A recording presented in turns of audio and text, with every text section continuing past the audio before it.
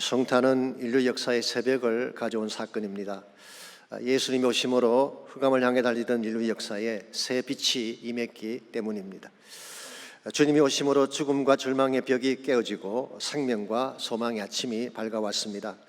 더 이상 죄의 사슬에 끌려다니지 않고 참된 자유와 평강을 누리게 된 것입니다. 이것이 바로 2000년 전 유대 땅 베들레헴에 예수님께서 오신 성탄 사건입니다. 그러나 아무리 성탄의 메시지가 아름답고 위대하다고 할지라도 멀리서만 바라보아서는 아무런 의미가 없습니다. 그 성탄이 나의 사건이 되어야 하는 것입니다. 성탄이 주님이 내 안에 들어오셔서 진짜 나의 임마누엘이 되실 때 우리 인생의 새벽이 찾아옵니다. 그때 어두움이 떠나가게 되고 새 희망을 볼 수 있게 되는 것입니다. 오래전 영국 런던의 길 한 모퉁이에서 구두를 닦는 소년이 있었습니다.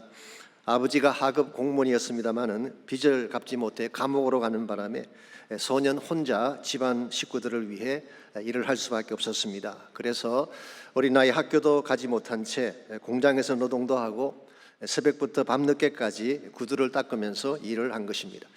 웬만한 사람 같았으면 현실을 원망하며 우울하게 살 법도 한데 그 소년은 그렇지가 않았습니다. 항상 밝은 표정으로 콧노래를 불러가면서 구두를 닦았습니다. 그래서 가끔 손님들이 묻습니다. 넌 이 추운 거리에서 구두를 닦는 것이 그렇게 즐거우냐? 뭐가 너를 그토록 신나게 만드는 것이냐? 그렇게 물으면 소년은 이렇게 답을 합니다. 예수님과 함께 가면 저희 앞날은 밝을 수밖에 없습니다. 그래서 저는 지금 구두를 닦고 있는 것이 아니라 예수님과 함께 희망을 닦고 있습니다. 얼마나 당차고 패기 있는 삶의 자세입니까? 이런 자세로 살았기 때문에 이 소년은 학교 교육도 제대로 받지 못했지만 나중에 영국을 대표하는 작가가 되어서 수많은 작품을 남기게 됩니다. 어떤 사람은 이 사람을 거의 셰익스피어와 같은 명성을 누렸다, 그렇게 평가할 정도로 높은 명성을 지녔습니다. 이 사람이 바로 크리스마스 캐롤이라고 하는 불후의 명작을 남긴 찰스 디킨스라는 사람의 이야기입니다. 크리스마스 캐롤을 모르시는 분이 혹시 있나요? 구두스 스크리지 영감이 성탄절 아침에 세 사람을 변한 스토리 아마 다 아실 것입니다. 여러분, 검은 구두를 닦으면서도 밝은 희망을 노래하는 것, 여기에 성탄 메시지의 핵심이 있습니다. 예수님 역사상 가장 어두운 시기에 말구위에 탄생하셨음에도 불구하고 새 희망의 빛을 온 땅에 비추어 주셨기 때문에 그렇습니다. 그러므로 우리가 비록 어려운 가운데 살고 있고 누추한 가운데 살고 있다고 할지라도 예수님을 만나면 새 빛의 아침이 찾아오는 것입니다. 이런 측면에서 이 성탄의 주님을 내 마음에 모시고 그분과 함께 인생을 달리는 것은 참으로 중요한 일입니다. 그분과 함께 갈 때 비로소 진정한 차원의 변화를 경험할 수 있기 때문에 그렇습니다. 성탄이 가까웠습니다마는 여러분은 과연 성탄의 주님을 만나셨는지요? 그분의 임재와 임마누엘 되심을 실제로 누리며 살고 계시는지요? 예수님이 정말 우리 삶의 중심에 계셔서 임마누엘이 되신다면 우리 삶 속에 어떤 역사들이 일어나게 될까요? 오늘 같이 읽은 본문에 보시면 메시아가 오시는 날 우리 모두에게 주어지게 될 새로운 축복에 대한 말씀이 소개가 되어 있습니다. 먼저 16절 말씀 보시면 여호와께서 이르시되 그날에 내가 나를 내 남편이라 일컫고 다시는 내 바알이라 일컫지 아니하리라 했어요. 여기 그날이라는 표현이 나오죠. 18절에도 그날이 나오고 21절에도 나옵니다마는 이 날이 어떤 날을 말하는 것일까요? 본문 전체를 읽어보게 되면 그날이 새로운 날이요 회복의 날이라고 하는 것은 분명합니다. 그런데 구체적으로 이 날이 어떤 날을 지칭하는 것인지에 대해서는 다양한 해석이 있습니다. 그중에 대표적인 것이 포로 귀환의 날로 보는 것입니다. 이스라엘이 비록 아수르에게 멸망을 당하긴 하지만 다시 포로에서 돌아올 날이 있다는 것입니다. 근데 과연 역사적으로 이것이 맞습니까? 역사적으로 이스라엘이 아수르에 망해서 끌려간 것은 사실이지만 실제로 귀환했다는 기록은 없습니다. 오히려 아수르의 혼혈 정책으로 말미암아 그들의 아이덴티티를 다 상실하게 되죠. 그래서 등장한 것이 사마리아인 아니겠습니까? 어떤 분들은 유다가 귀환할 때 북이스라엘도 함께 귀환했다 그렇게 설명하기도 하지만 성경을 보게 되면 그건 사실이 아닌 것 같습니다. 그러므로 여기에 소개된 그날은 사실은 포로 귀환의 날을 말한다기보다는 종말론적인 회복의 날이라고 보는 것이 맞습니다. 흔히 여호와의 날 혹은 주의 날이라고 부르는 그날이죠. 그래서 주님이 오시는 날입니다. 주님이 오시게 되면 두 가지를 행하시는데요, 첫 번째는 회복이고 두 번째는 심판입니다. 하나님 백성에게는 회복을 주시지만 하나님을 대적한 자들은 심판하시는 날이 주의 날이 되는 것입니다. 아모스나 요엘서에 보시게 되면 주의 날에 대한 좀 더 자세한 설명이 나와 있습니다만은 궁극적으로 주의 날이라고 하는 것은 메시아께서 오시는 날을 의미하고 있습니다. 즉 예수님께서 오시는 날이 바로 주의 날인 것입니다. 이것이 지난번 다루었던 1장 11절의 말씀하고도 일치를 합니다. 1장 11절을 보시면은 유다 자손과 이스라엘 자손이 함께 모여 한 우두머리를 세운다 그랬잖아요. 그래서 예수님께서 오심으로 말미암아 일어나게 될 하나님 나라 회복을 의미하는 것입니다. 잘 아시겠지만 구약에는 초림과 재림의 구별이 없습니다. 그냥 주의 오심을 한꺼번에 표현하고 있죠. 그러나 신약으로 오게 되면 구별이 되어 있습니다.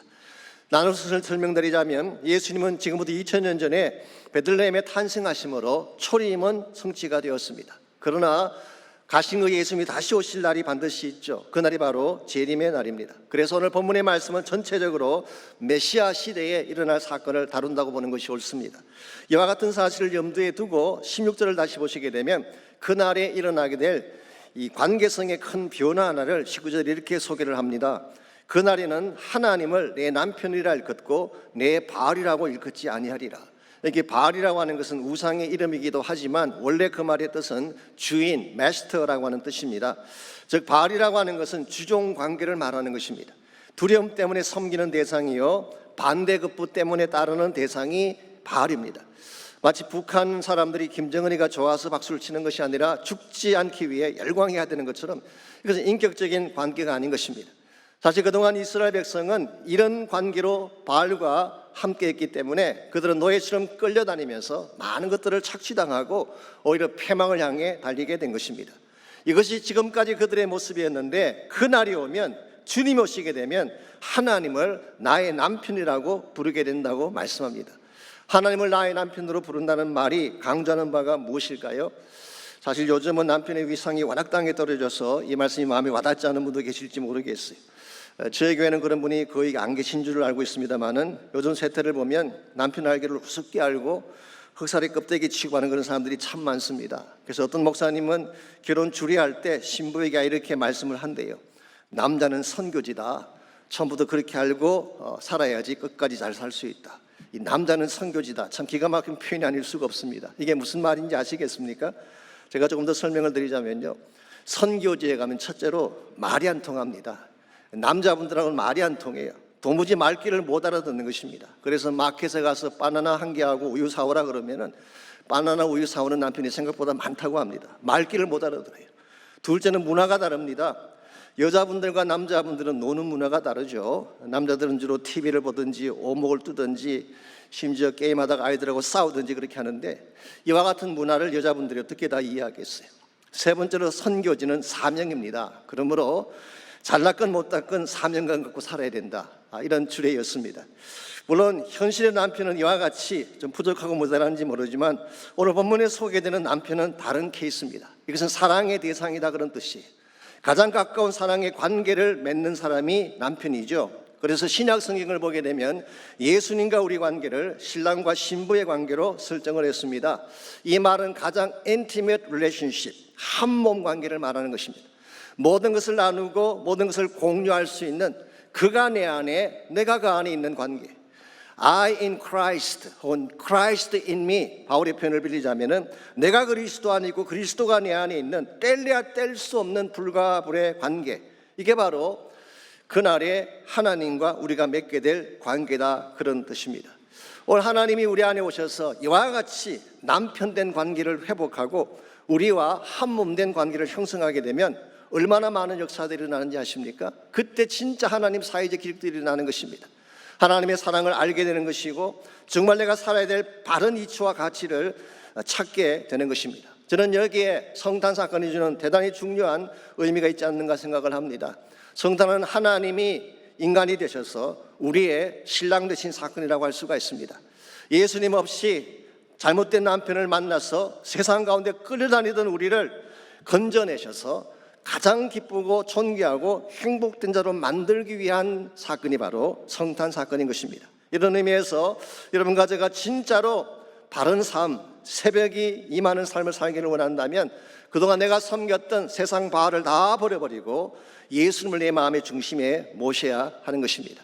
주님이 내 마음의 중심에 계셔서 나의 임마누엘이 되셔서 나와 함께 동행하게 되면 어떤 축복이 우리에게 열려지게 될까요?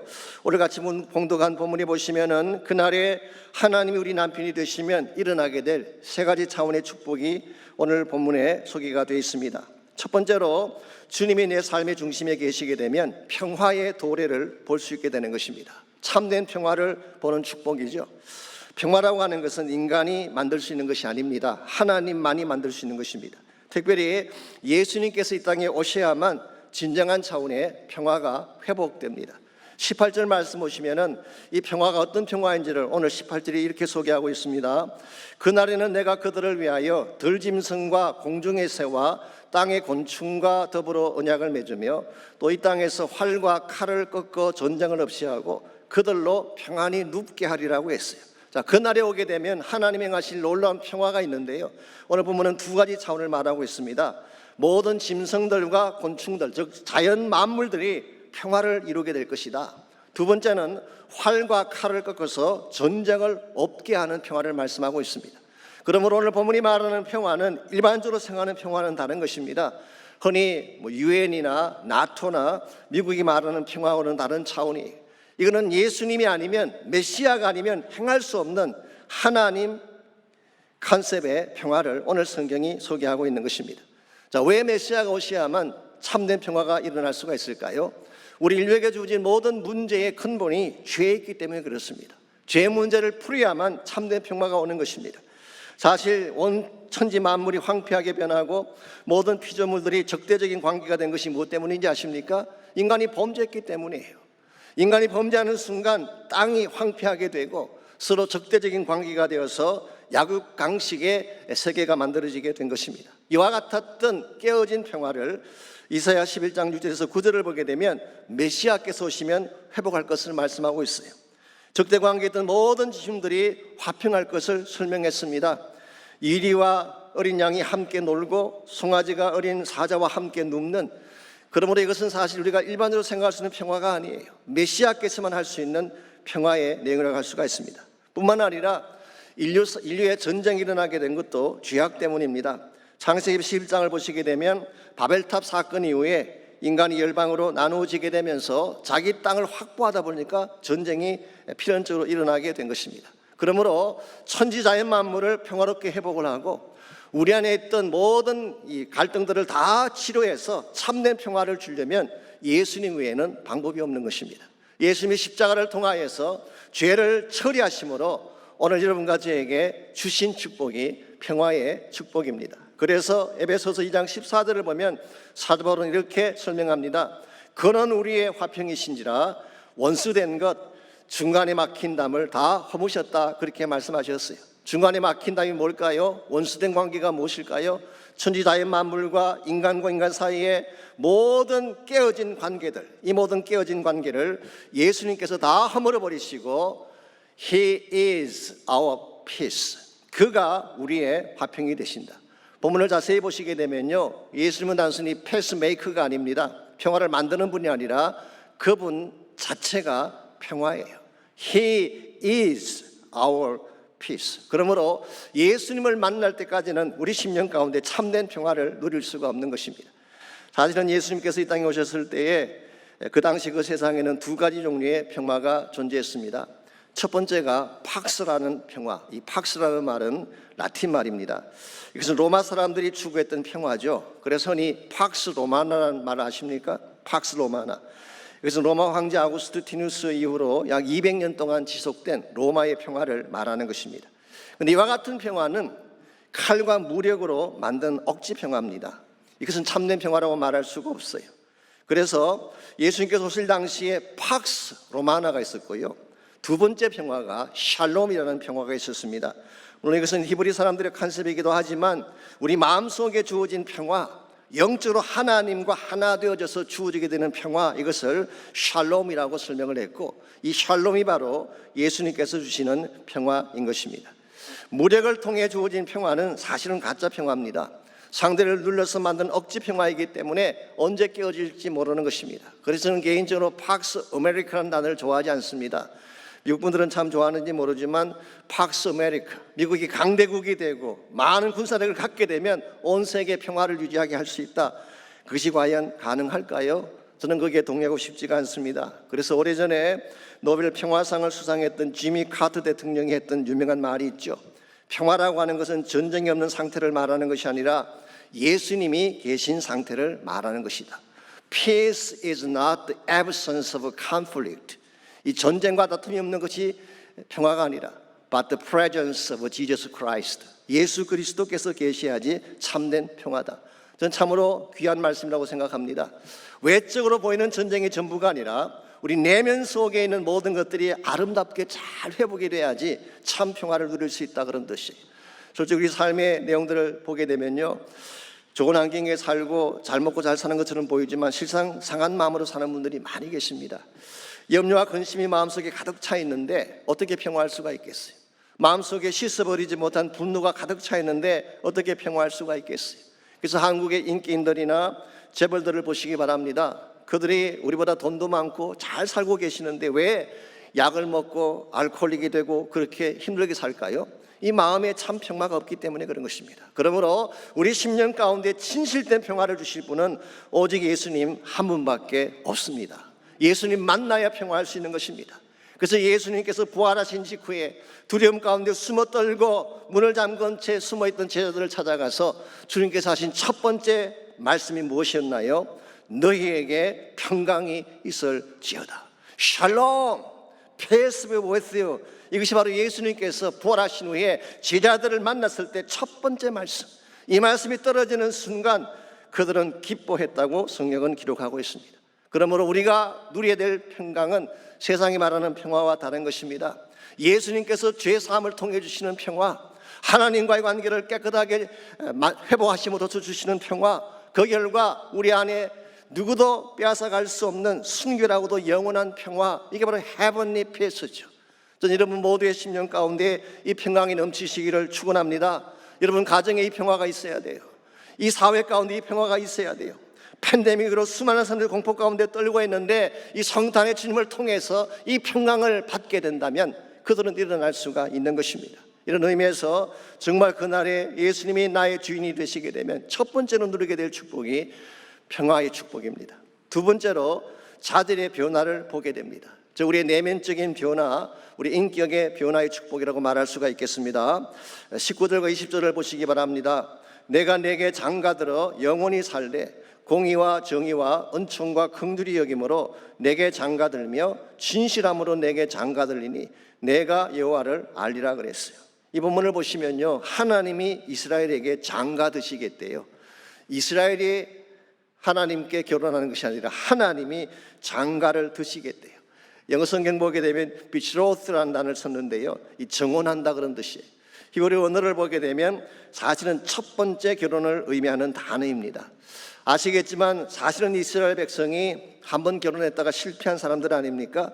저 결혼을 파괴하고 집 나갔던 아내가 이스라엘 민족이었습니다. 이미 다 더럽혀지고 상한 민족인데 하나님은 마치 그들이 순결한 신부인 것처럼 그들에게 장가드시겠다고 말씀하고 계세요. 그리고 장가들면 영원히 살겠다고 말씀합니다. 이것이 사실 은혜입니다. 죄 많고 많은 여러분과 저를 예수님께서 정결한 신부같이 여기시고 그분의 부인으로 맞아주신 것, 이게 은혜가 아니고 무엇이겠습니까? 자, 그런데 이와 같이 하나님이 그들을 정결한 신부로 여기셔서 결혼을 하시는데요, 결혼을 하게 되면 어떤 삶을 추구해야 될까요? 이 결혼 생활의 내용이 오늘 본문에 나와 있습니다. 하나님께서 그들에게 장가드실 때에 공의와 정의와 은총과 긍휼을 가지고 오시겠대요. 그러므로 공의와 정의, 은총과 긍휼이라고 하는 것은 하나님의 속성을 말하는 것입니다. 공의와 정의는 하나님의 의로우심을 반영하는 것이죠. 그 반면에 은혜와 긍휼은 하나님의 사랑을 반영하는 것입니다. 공의와 정의가 죄를 용납할 수 없는 정죄를 가져오게 한다면 은총과 긍휼은 용서와 용납을 가져오는 것이죠. 이 둘 중에 어느 것이 더 중요할 것일까요? 이 질문 자체가 잘못된 거 아시죠? 둘 다 필요한 것입니다. 하나님의 공의도 필요하고 하나님의 사랑도 필요해요. 그래서 예수님께서 십자가를 지신 것입니다. 예수님께서 하나님의 공의도 이루시고 우리를 향하신 사랑도 성취하셔서 여러분과 제가 하나님의 백성 되게 하시기 위해 지신 것이 십자가 아니겠습니까? 그래서 오늘 본문에서 하나님은 우리와 관계를 맺으시는데 그냥 관계를 맺는 것이 아니라 하나님께서 가지신 인격적인 속성을 가지고 우리와 관계를 맺기 때문에 이제 우리의 삶도 하나님을 닮아서 당연히 이와 같은 새로운 삶의 퀄리티가 있어야 된다, 그런 뜻이에요. 우리가 예수님 믿은 이후로 우리 삶 속에 변화가 일어나지 않습니까? 물론 외적인 변화도 있을 것입니다만 내면적인 변화가 참 중요해요. 내 인격의 변화가 일어나야 돼요. 내 삶의 방향이 달라져야 돼요. 옛날에는 거룩하지 못했는데 이제는 거룩한 삶을 살게 돼야 돼요. 세상과는 구별된 존재로 살아가야지 그리스도의 사람답다 말할 수가 있는 것입니다. 그래서 여러분과 제가 이 땅을 살아가면서 신부인데도 불구하고 신부답지 못하게 산다면 하나님 앞에도 죄송한 것이지만 세상 사람들에게도 비난을 받는 것입니다. 그래서 사도 바울은 골로새서 3장 9절과 10절에서 이 성도의 삶을, 지속적인 삶을 옷을 입는 것과 벗는 것으로 그렇게 비유를 했습니다. Put on and put off. 우리 크리스천 삶이라고 하는 것은 무엇을 벗어버리고 무엇을 입는 삶이다. 좀 구체적인 내용을 말씀드리자면 옛사람과 그 행위를 벗어버리고 새 사람을 입었으니 이는 자기를 창조하신 이의 형상을 따라 지식에까지 새롭게 하심을 입은 자니라 그랬어요. 우리가 예수님 만나게 되면 그리고 그분의 신부가 되어서 살기를 원한다면 먼저 옛사람과 행위를 벗어야 되는 것입니다. Put off 해야 돼요. 그리고 나서 자기를 창조하신 형상을 따라 새 사람을 입어야 되는 것입니다. 그래서 이게 put on 하는 것입니다. 그래서 옛 생활은 벗어버리고 새로운 그리스도의 옷을 갈아입는 것, 이게 사실은 성도의 삶이고 이렇게 살았을 때 우리 삶이 하나님 앞에 가치가 있고 세상 사람들이 보실 때도 향기가 나는 것입니다.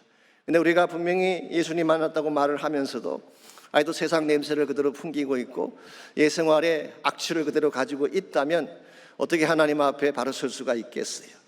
오래전에 그렉 로리 목사님이 이런 재미있는 일화를 말씀하신 걸 들은 적이 있습니다.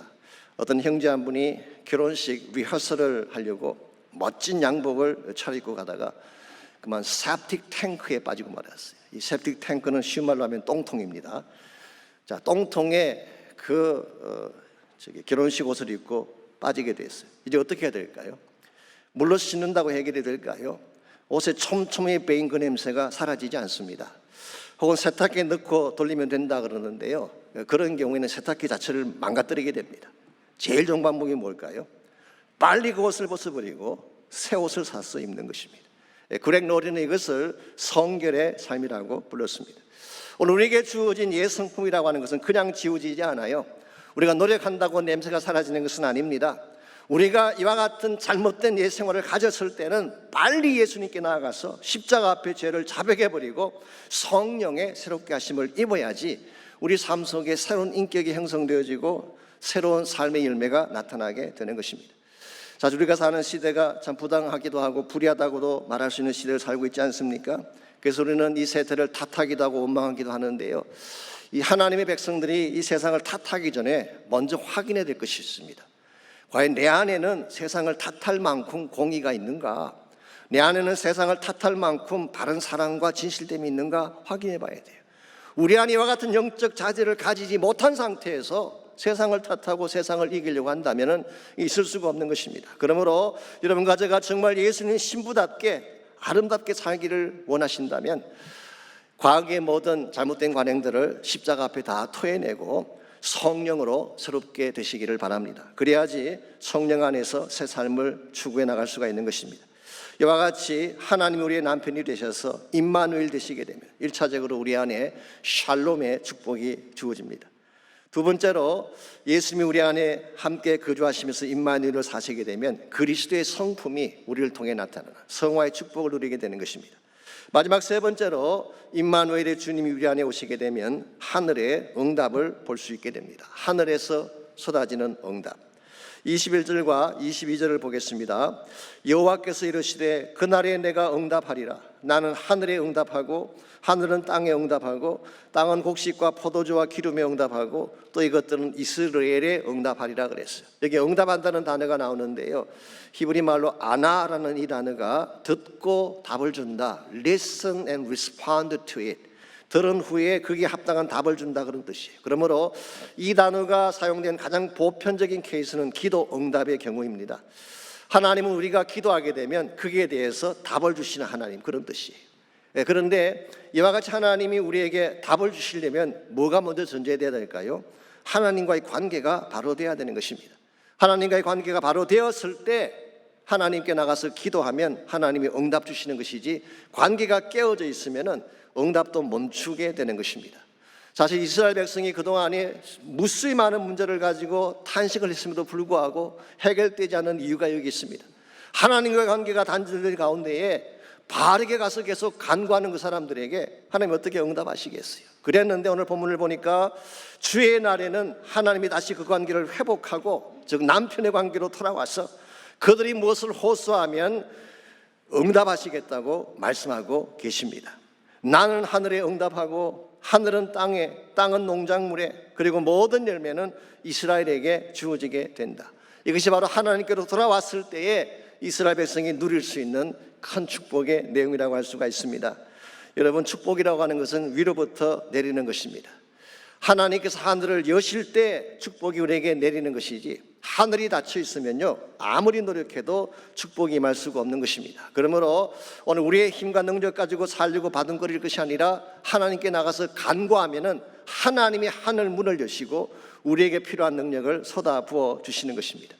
다시 교회라고 하는 것도 마찬가지입니다. 교회가 부흥되고 변화되기를 원하는데요, 우리가 노력한다고 되든가요? 안 됩니다. 기도하게 되면 하나님의 하늘 문을 여시는 순간 부흥이 일어나는 것입니다. 새로운 변화가 일어나는 것입니다. 우리의 모든 어둠이 종식되어지고 새 삶이 시작되는 것입니다. 이런 면에서 여러분에게 문제가 있다면 부르짖으시기를 바랍니다. 간구하시기를 바랍니다. 내 안에 오신 성탄의 주님을 신뢰하고 믿음 가운데 부르짖게 되면 예수 그리스도의 이름으로 하나님 반드시 응답해 주세요. 그래서 요한복음 16장 24절을 보면 주님이 이렇게 말씀하셨습니다. 지금까지는 너희가 내 이름으로 아무것도 구하지 아니하였으나 구하라, 그리하면 받으리니 너희 기쁨이 충만하리라고 했어요. 지금까지는 나의 이름으로 간구하지 않았는데, 내 이름이 무엇인지를 알지 못했고 나를 만나지 못했기 때문에 나의 이름으로 간구하지 않았는데, 이제부터 내 이름으로 구하라, 그럼 내가 반드시 응답하겠고 그 결과 너희들의 기쁨이 충만하게 되리라고 약속해 주셨어요. 그러므로 혹시 여러분 가운데에 구하지 않은 채 혼자 힘으로 살려고 바둥거린 분이 혹시 계신다면 이제부터 구하시기 바랍니다. 나사렛 예수 이름으로 선포하며 기도하시기를 바랍니다. 그때 하나님께서 내 모든 문제를 처리해 주시고 축복의 새벽을 열어주시는 것입니다. 그러나 우리가 여기서 멈춰서는 안 됩니다. 우리가 우리 개인적인 어떤 니드나 우리의 필요를 위해 하나님께 간구하고 하늘이 열림으로 말미암아 나의 축복이 넘쳐나게 되는 것, 이것이 우리의 기도로 끝나서는 안 돼요. 또 한 가지 중요한 기도가 있는데요, 그 기도가 바로 하나님 나라의 복음을 위한 기도입니다. 이 기도를 드려야지 참된 차원에서 성탄의 비전이 이루어지고 하나님 나라의 영광이 회복되어지는 것입니다. 그래서 오늘 본문의 마지막 절은 23절을 보시기 바랍니다. 23절, 내가 나를 위하여 그를 이 땅에 심고 긍휼히 여김을 받지 못하였던 자를 긍휼히 여기며 내 백성 아니었던 자에게 향하여 이르기를 너는 내 백성이라 하리니 그들은 이르기를 주는 내 하나님이시라 하리라 하시니라. 여기 보게 되면 하나님께서 하늘문을 여시고 담비를 쏟아주신다고 약속하셨는데요, 이 담비를 쏟아주시는 이유가 잘 나와 있습니다. 내가 그를 이 땅에 심기 위해서라고 말씀하고 있어요. 자, 여기서 그가 누구를 말할까요? 그를 이 땅에 심는다 그랬는데 영어 성경은 사실 그녀라고 했어요. 그녀. 그러므로 이스라엘 나라를 말하는 것입니다. 이스라엘 나라, 혹은 오늘 본문에서는 이스라엘이라고 표현을 했는데요, 이스라엘이 바로 이스라엘 나라를 상징하는 단어이죠. 이스라엘 이런 뜻이 뭔가요? 지난번 설교 때 말씀드렸습니다. 이중적이라고. 하나는 흩어신다, 심판의 의미가 있고, 또 하나는 심으신다는 의미가 있다고 했습니다. 자, 오늘 본문을 다시 보시게 되면 하나님께서 그들의 죄악 때문에 흩어졌던 이스라엘을 다시 모으셔서 다시 심으시겠다는 것입니다. 다시 심으시게 되면 놀라운 열매가 다시 그 땅에 열리기 시작하는데, 그 열매가 뭐냐? 긍휼히 여김 받지 못했던 자들이 긍휼히 여김을 받고 내 백성 아니라고 한 그 백성을 내 백성이라고 부르게 되는 열매를 말합니다. 이게 실제로 무엇을 의미하는 것일까요? 이것은 장차 예수님께서 오시게 되면 메시아 시대에 일어나게 될 하나님 나라 운동을 말하는 것입니다. Kingdom Movement. 예수님께서 오심으로 말미암아 흩어진 수많은 백성들이 하나님께로 돌아오게 되고, 사실은 더 정확히 말씀드리면은 오순절 성령이 오심으로 흩어진 모든 열방들을 다 모신 후에 그들 각자 스스로 보내서 교회가 개척되게 하고 복음이 전파되게 하고 하나님 나라 운동이 시작되게 하지 않았습니까? 그러므로 오늘 본문의 말씀은 그 비전을 말하는 것입니다. 그렇기 때문에 사도 바울은 로마서 9장 25절 26절에서 오늘 본문의 말씀을 있는 그대로 인용하면서 이 말씀이야말로 이방 선교에 대한 성취라고 말씀을 하셨어요. 그러므로 오늘 본문에서 하나님이 하늘을 여시는데, 하늘을 여시고 단비를 쏟아주시는데, 이 단비는 단순히 우리의 땅의 식물을 위한 단비라기보다는 마지막 시대의 선교를 위해 부어주시는 성령의 단비라고 할 수가 있습니다. 오늘 여러분과 제가 기도해야 될 중요한 기도 제목이 여기 있습니다. 나의 니들을 위한 기도도 해야 되고 나의 문제를 해결하기 위한 기도도 해야 되겠지만, 마지막 시대에 정말 우리가 성탄의 의미를 바로 안다면 성령의 단비를 구해야 합니다. 하나님께서 하늘문을 여시고 다시 성령이 임하게 하시고 복음이 쏟아지게 하셔서 하나님의 나라 운동이 시작되게 해주십시오. 저는 이것이야말로 진정한 성탄의 의미가 아닌가 생각합니다. 예수님께서 이 땅에서 목적은 암흑 가운데 신음하는 인류에게 새 빛을 주기 위해 오셨잖아요. 그러므로 성탄의 진실로 성탄되기를 원한다면 이 소식을 알지 못한 가운데 지금도 어둠의 권세 가운데 신음하며 죽어가는 수많은 영혼들에게, 수많은 나라 수많은 족속들에게 이 예수의 빛을 전가하는 사명을 감당해야지 진실로 성탄을 바로 이해한 것이고 하나님이 영광 받으시는 성탄이라고 할 수가 있습니다. 이런 면에서 저희 교회가 성탄의 계절을 맞이하면서 라팀은 선교를 위한 새벽 기도를 갖고 해외 선교사님들을 위해 기도하는 것은 너무나 귀하고 아름다운 것입니다. 우리가 하나님의 나라를 먼저 구하고 그 축복을 먼저 구하게 되면 우리에게 필요한다는 것은 다 채워주시는 것입니다. 그때 진정한 차원의 기적이 우리 삶 속에 일어나는 것입니다. 지금은 세상을 떠나셨습니다마는 베네수엘라 카라카스에서 사역하시는 박성주 목사님, 아마 여러분 가운데 많은 분들은 모르실 거예요. 저희 교회에서 사역을 하시다가 베네수엘라 떠나신 참 좋은 선교사님이셨습니다. 이번에 거기서 선교 사역을 참 많이 하셨는데, 원주민 선교를 많이 하셨는데요, 한 번은 하나님의 음성을 듣고 아마존 안에 있는 한 지역을 선택을 해서 원주민 교회 2개를 개척하기로 결정을 했습니다. 그리고 그곳 주민들에게 교회당도 지어주고 사역자도 파송하겠다고 약속까지 하고 왔어요.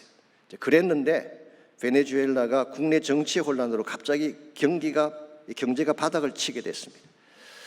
이건 몇 년 전 이야기입니다. 지금은 더 월사하게 됐지만 몇 년 전 이야기인데요, 자연히 교회 재정이 힘들어지게 되고 교회가 추진하려고 했던 모든 사역들을 다 중단할 수밖에 없었어요. 그때 한 가지 이슈가 등장했습니다. 자, 그렇다면 아마존 선교지에 교회당 지어주겠다는 약속을 했는데 이것도 취소해야 되는가? 그래서 이 문제를 놓고 교회 내에서 논의가 시작됐습니다. 자, 저희 교회 같으면 무엇을 했을까요? 이와 같은 때에 돈은 없고 해야 될 일은 있을 경우에 기도죠. 당연히 기도죠. 카라카스 교회도 그렇게 했습니다. 비록 그들 손에 들고 있는 재정은 없었지만 선교를 먼저 하기로 결정을 하고 온 성도가 기도하기 시작했어요. 목사님도 물론 기도하셨겠죠. 하루는 목사님 앞으로 전화 통화가 걸려왔는데요, 북가주에 살고 있는 어느 집사님이 우연히 남미에 여행을 왔다가 사실 비행기를 갈아타기 위해 카라카스에 내렸는데요, 연결편이 없어서 하룻밤을 그곳에서 지나고 가는 그런 케이스가 됐습니다. 그래서 원래 계획은 없었지만 그곳에 한국 교회가 있다는 말을 듣고 교회 방문도 하고 한국 음식도 먹고 싶어서 목사님 앞으로 전화를 한 것입니다. 그래서 목사님께서 만나서 식사도 같이 하고 교제하던 중에 아마존 지역의 개척교회에 대한 이야기를 하게 됐어요. 그 말을 들은 그 집사님이 이런 제안을 했습니다. 사실은 자신이 북가주에 있는 어떤 한인 그 합창단의 멤버인데 그 합창단이 1년에 한 번씩 타이틀을 붙여서 음악제를 한다는 것입니다. 그러면서 제안을 하기를 이번 겨울에 갖는 이 음악제는 아마존 교회 개척을 위한 음악제라고 타이틀을 붙이고 자발적으로 헌금을 하게 하면 어떻겠느냐. 뭐 확실한 건 아니지만 그래도 안 한 것보다는 좋으니까 오케이라고 답을 했습니다. 그리고 사실은 그것을 잊어버리고 몇 개월이 지나갔대요. 어느 날 밤인데 박성주 목사님이 이 건축 비용이 적힌 계약서를 앞에 놓고 하나님께 기도를 하고 있었어요. 돈은 없는데 일은 해야 되니까.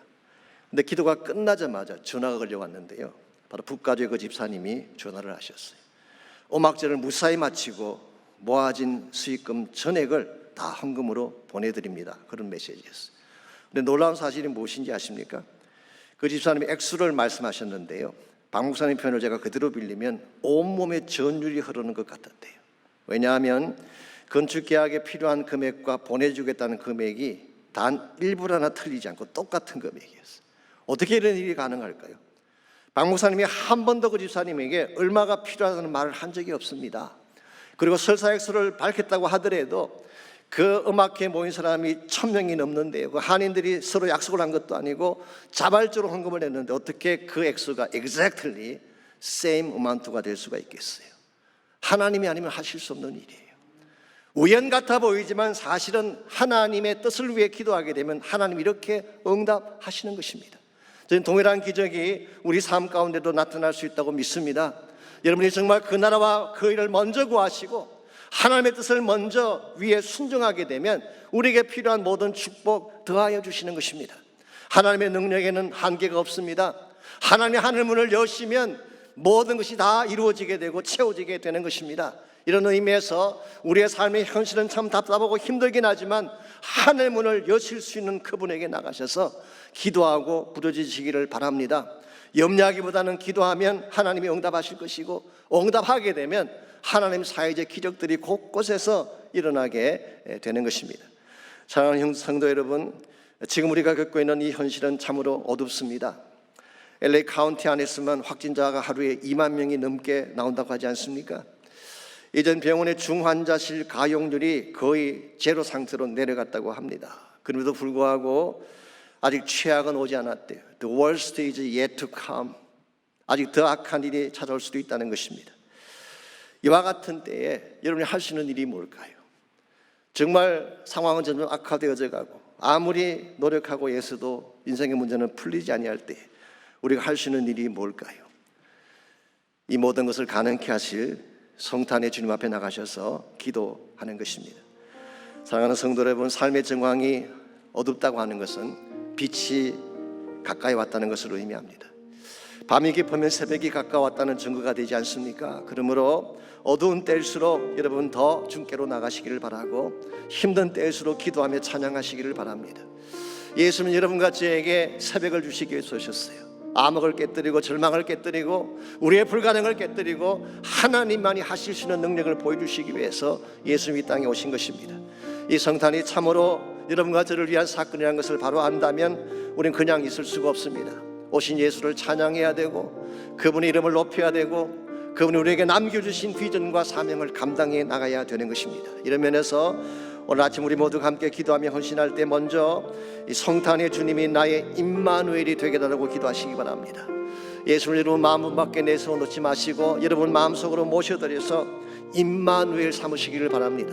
그분이 나의 사랑이 되고 그분만이 나의 진정한 주인이 되기 시작할 때에 우리 인생 속에 진정한 변화가 일어날 수 있기 때문에 혹시 인생의 밤을 통과하는 분이 있다면 예수님께서 여러분의 인생의 새벽을 가져오심을 믿고 하나님께 나가셔서 간구하시기를 바랍니다. 그리고 온 세상이 지금 어둡습니다. 온 땅이 예수의 이름을 지우고 성탄의 이름을 지우려고 노력하는 시대인데 여러분과 저는 그럴 수가 없습니다. 이 성탄의 주님을 찬양해야 됩니다. 경배해야 됩니다. 힘들고 어려운 때일수록 성탄만이 우리의 소망임을 선포하며 거룩한 예수 그리스도 이름을 향하여 담대하게 나아가야 됩니다. 이 시간 한번 기도할 때에 그와 같은 예배의 축복이 있도록, 그와 같은 기도의 역사가 일어날 수 있도록 예수님이 나의 임마누엘 되셔서 내 인생을 다스려 주시도록 우리 함께 다 같이 합심해서 기도합니다.